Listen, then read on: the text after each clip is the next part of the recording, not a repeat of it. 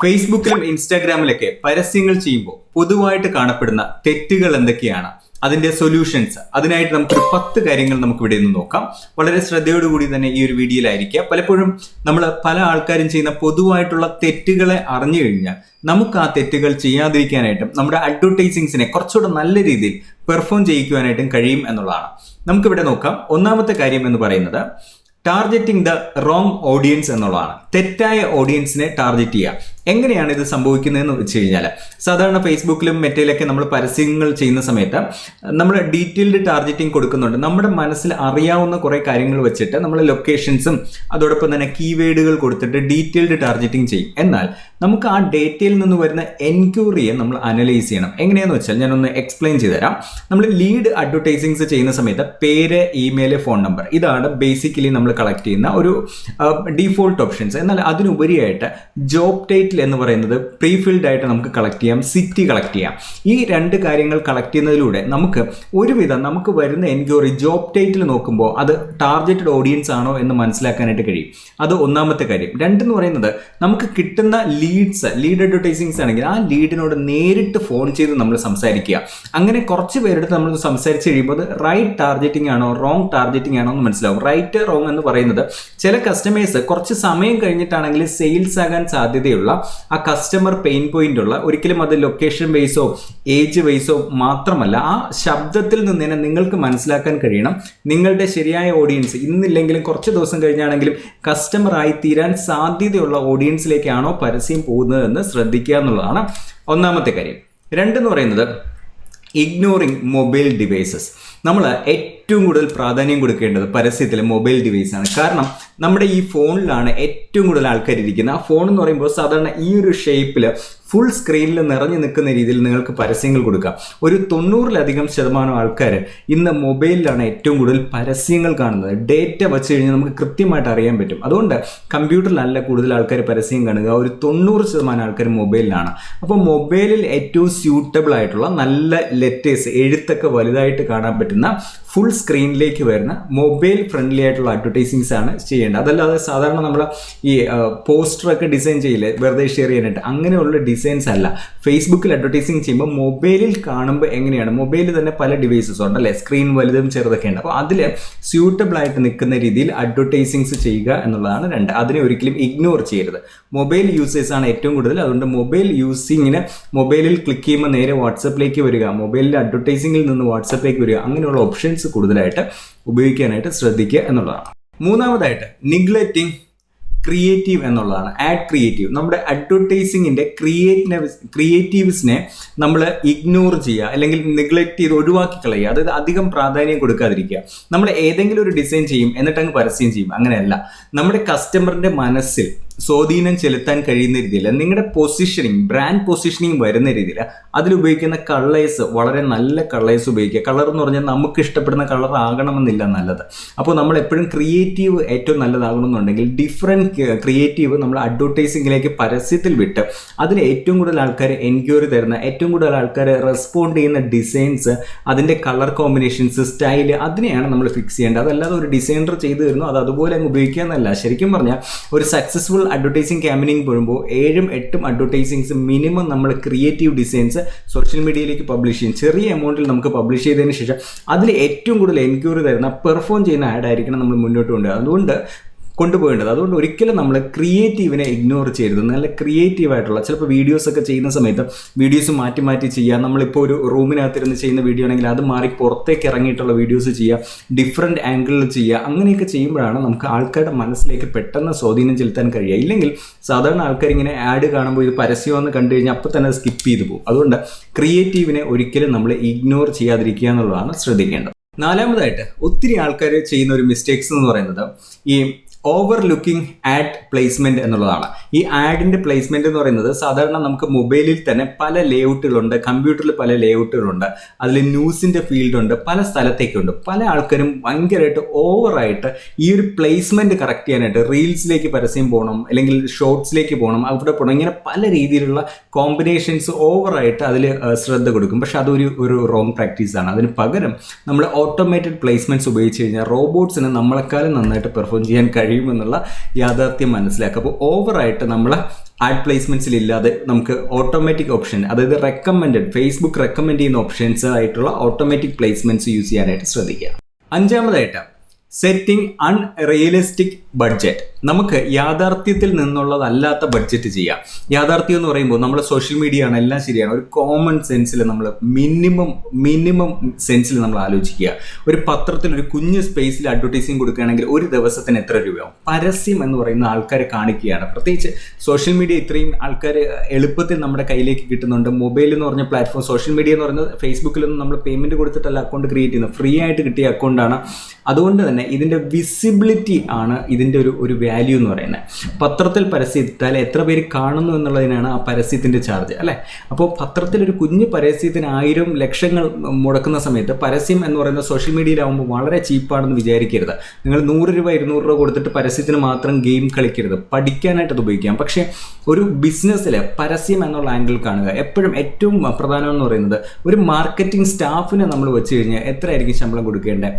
20,000 രൂപയാണോ 30,000 രൂപയാണോ അതിന് മുകളിലാണോ? ഒരു സ്റ്റാൻഡേർഡ് ഒരു സാലറി ഫ്രെയിം വെച്ച് നോക്കിയേ. അങ്ങനെ കൊടുക്കുന്ന ഒരു മാർക്കറ്റിംഗ് സ്റ്റാഫിൻ്റെ ശമ്പളം എങ്കിലും മിനിമം നമ്മൾ ഒരു മാസത്തേക്ക് പരസ്യത്തിന് മാറ്റണം.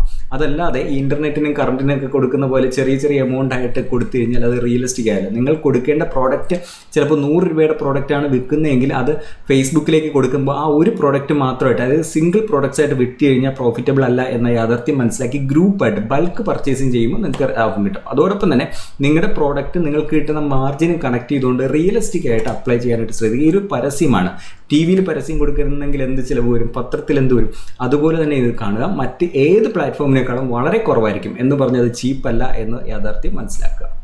ആറാമതായിട്ട് ഇഗ്നോറിങ് അനലൈസ്. നമ്മൾ പരസ്യം റൺ ചെയ്ത് കഴിഞ്ഞാൽ ഒരു 6-7 ദിവസം കഴിഞ്ഞാൽ ആ പരസ്യത്തിൻ്റെ റിപ്പോർട്ട്, ശരിക്കും ഓരോ ദിവസവും നമുക്ക് റിപ്പോർട്ട് നോക്കാം, പക്ഷേ എങ്കിലും ഒരു മിനിമം 7 ഡേയ്സിൻ്റെ റിപ്പോർട്ട് നമ്മൾ നോക്കണം. ആ റിപ്പോർട്ടിൽ ആ വരുന്ന വേരിയേഷൻസ്, ആൾക്കാർ ക്ലിക്ക് ചെയ്യുന്നുണ്ടോ ഇല്ലേ എന്നുള്ളത്, CTR എന്നൊക്കെ പറയുന്ന ആ ഡേറ്റ് നന്നായിട്ട് നോക്കുക. നമ്മളൊരു പരസ്യം ചെയ്യുന്നു, കുറേ ലീഡ് വരുന്നു, ചിലപ്പോൾ വരുന്നില്ല, അങ്ങനെയല്ല.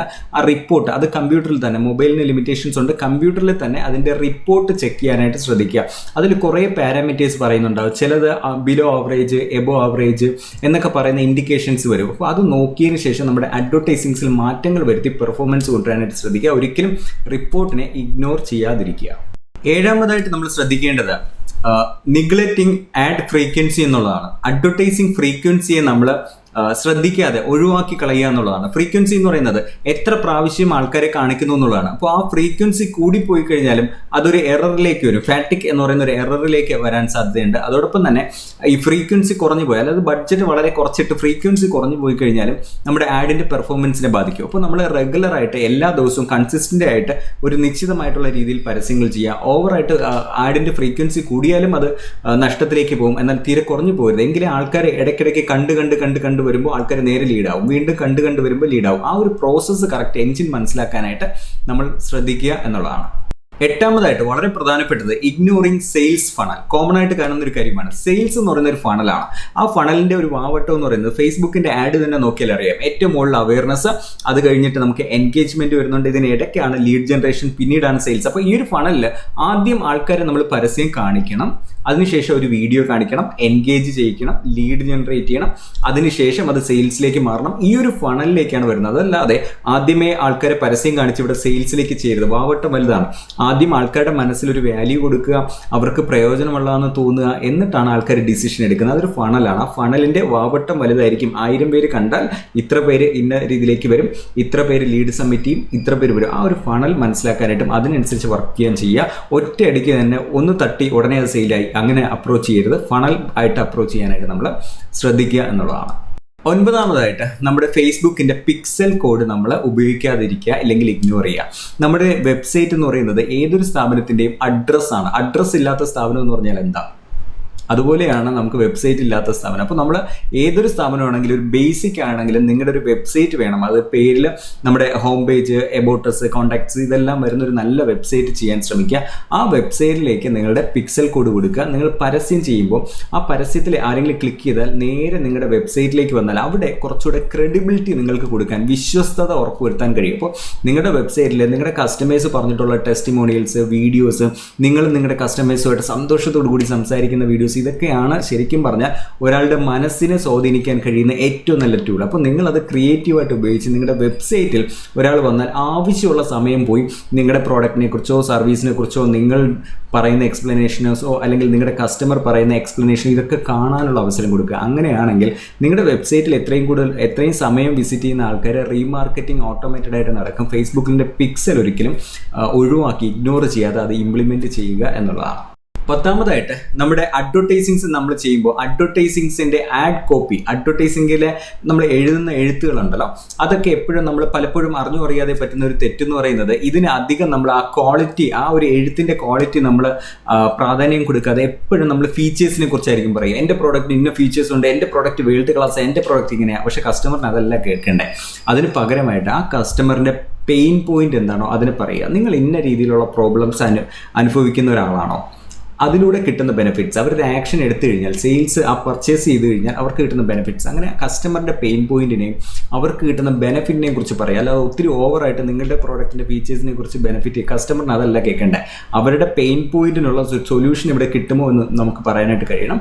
അതോടൊപ്പം തന്നെ ടെസ്റ്റിമോണിയൽസ് ഉപയോഗിച്ച് കഴിഞ്ഞാൽ അവിടെ കുറച്ചുകൂടെ ക്രിയേറ്റീവായിട്ട് ഇതേ പ്രോബ്ലം ഉള്ള ആൾക്കാർ അതിൻ്റെ സൊല്യൂഷൻ കിട്ടിയതായിട്ടുള്ള വീഡിയോസ് നിങ്ങൾക്ക് കസ്റ്റമർ വീഡിയോസ് കൊടുക്കാനായിട്ട് കഴിയും. അപ്പോൾ നമ്മുടെ ആ അഡ്വർടൈസിങ്ങിൻ്റെ ആഡ് കോപ്പി വെറുതെ എന്തെങ്കിലും എഴുതി വിടുന്നതല്ല, അത് കൃത്യമായിട്ട് പോയിന്റ് ബൈ പോയിന്റ് ആയിട്ട് എഴുതി ഷെഡ്യൂൾ ചെയ്ത് ആ എഴുത്തിൽ തന്നെ ഒരു ട്രസ്റ്റ് വാല്യൂ വരുന്ന രീതിയിൽ ആദ്യം കസ്റ്റമറിൻ്റെ പെയിൻ പോയിന്റ് പറയുക, അവർ ഈ പർച്ചേസ് ചെയ്ത് കഴിയുമ്പോൾ കിട്ടുന്ന ബെനിഫിറ്റ്സ് പറയുക, മറ്റ് എക്സാമ്പിൾസിനെ കുറിച്ച് പറയുക. ആ രീതിയിൽ ആഡ് കോപ്പിക്ക് നമ്മൾ പ്രാധാന്യം കൊടുക്കുക എന്നുള്ളതാണ്. ഇത്രയും കാര്യങ്ങൾ വളരെ ഭംഗിയായിട്ട് നിങ്ങൾ ശ്രദ്ധിച്ചു കഴിഞ്ഞാൽ നിങ്ങൾക്ക് ഒരു പടി മുന്നോട്ട് പോകാനായിട്ട് കഴിയും. അതോടൊപ്പം തന്നെ നിങ്ങൾ എപ്പോഴും ഫേസ്ബുക്കിൻ്റെ പോളിസീസ് കൃത്യമായിട്ട് പഠിക്കാനായിട്ട് ശ്രദ്ധിക്കുക. നമ്മുടെ ഈ ചാനലിൽ തന്നെ മറ്റൊരു വീഡിയോയിൽ ഫേസ്ബുക്കിൻ്റെ പോളിസിയെക്കുറിച്ച് ഞാൻ ഷെയർ ചെയ്തിട്ടുണ്ട്, നിങ്ങൾക്കത് വാച്ച് ചെയ്യാം. അതോടൊപ്പം തന്നെ ഈ ഒരു ചാനൽ നിങ്ങൾ ആദ്യമായിട്ട് കാണുന്ന ഏതെങ്കിലും മെമ്പേഴ്സ് ഉണ്ടെങ്കിൽ ഒന്ന് സബ്സ്ക്രൈബ് ചെയ്തേക്കുക. 1 മിനിറ്റിൻ്റെ കാര്യമുള്ളൂ, ജസ്റ്റ് ഒന്ന് ക്ലിക്ക് ചെയ്തേക്കുക. കാരണം എന്താണെന്ന് വെച്ചാൽ ഞാൻ പുതുതായിട്ട് വീഡിയോസ് ഇടുമ്പോൾ നിങ്ങൾക്ക് നോട്ടിഫിക്കേഷൻ കിട്ടാനായിട്ട് നിങ്ങൾ സബ്സ്ക്രൈബ് ചെയ്യണം. അതോടൊപ്പം തന്നെ ബെൽ ഐക്കൺ പ്രസ് ചെയ്യണം. ഇല്ലാന്നുണ്ടെങ്കിൽ വളരെ പ്രധാനപ്പെട്ട ഫേസ്ബുക്കിൻ്റെ ഏതെങ്കിലും നോട്ടിഫിക്കേഷൻസ് പ്രധാനപ്പെട്ട വീഡിയോസ് ഇടുന്ന സമയത്ത് നിങ്ങൾ കാണാതെ ആ വീഡിയോസൊക്കെ താഴോട്ട് പോകുന്നുണ്ടാവും. അതുകൊണ്ട് കൃത്യമായിട്ട് അപ്ഡേറ്റഡ് ആയിരിക്കാനായിട്ട് സബ്സ്ക്രൈബ് ചെയ്യുന്നത് ഏറ്റവും നല്ലതായിരിക്കും. സോ നമുക്ക് വീണ്ടും കാണാം. നിങ്ങളുടേതായിട്ടുള്ള അഭിപ്രായങ്ങളും ഞാൻ ഈ ഒരു വീഡിയോയിലൂടെ നിങ്ങൾ ആഗ്രഹിക്കുന്ന പുതിയ സബ്ജക്റ്റും കമൻറ്റിൽ അറിയിക്കുക. വരുന്ന ദിവസങ്ങളിൽ ഞാൻ വീഡിയോയിൽ ഉൾപ്പെടുത്താം. മറ്റൊരു സബ്ജക്റ്റുമായിട്ട് നമുക്ക് വീണ്ടും കാണാം. പ്രവീൺ കാൽവിൻ കാൽസ.